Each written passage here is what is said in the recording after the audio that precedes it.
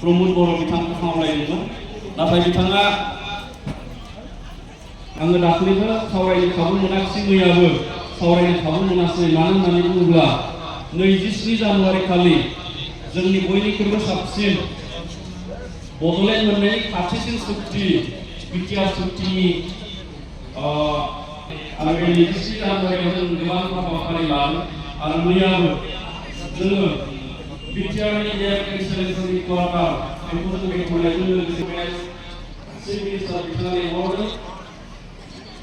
parliament citizen amendment खालामनो दैथायहरनाय जाबाय आरो फैबाय थानाय फेब्रुवारि मास दाननि गेजेराव भारतनि संसदआव जिरायगोन बेखौ एमेन्डमेन्ट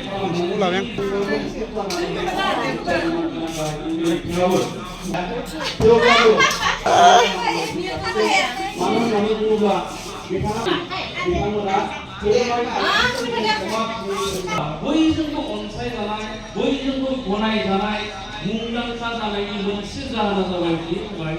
अहिंसा माबाखौ खोथा फैया आरो बेखायनो नै बे धोरोमा मुलुगनां मुंदांखा जानो थांगासिनो दङ फोसावनांगौ नङाब्ला बाथौनि माखासे दालायफोर थानो हागौ जायफोर बोलि होनाय जायफोर फुजा फाथिनायाव फुजा फालिनायाव जौ बायदिसिना बाहायनाय हयथ' बै बाहायनायखौ माबानाय जायो दस्रा हारिनि बा दस्रा धोरोमनि आसामनि भेरगाव जिल्ला दुलाराय बाथौ गौथुमनि सेथि बोसोरारि जथुम्मानि गेवलां मेल बे गेवलां मेलाव दा धोरोमनि सोमोन्दै सावरायगासिनो दङ आरो दिनै बे मेलाव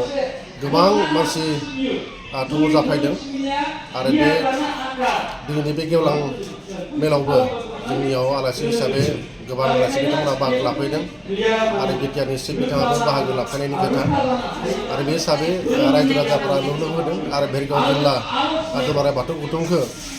गासैबो गोसो गुदुङै मददथि होदों आरो बे हिसाबै भेरगाव जिल्लाया अरायसम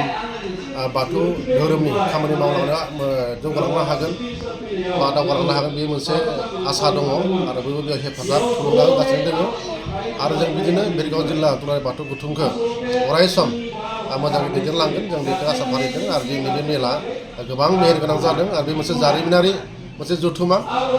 आरो बे जारिमिनारि जथुम्मा हिसाबै दिनै भेरगावआव गिबि सेथि बोसोरारि जथुम्मा खुंनाय जादों बे हिसाबै बयबो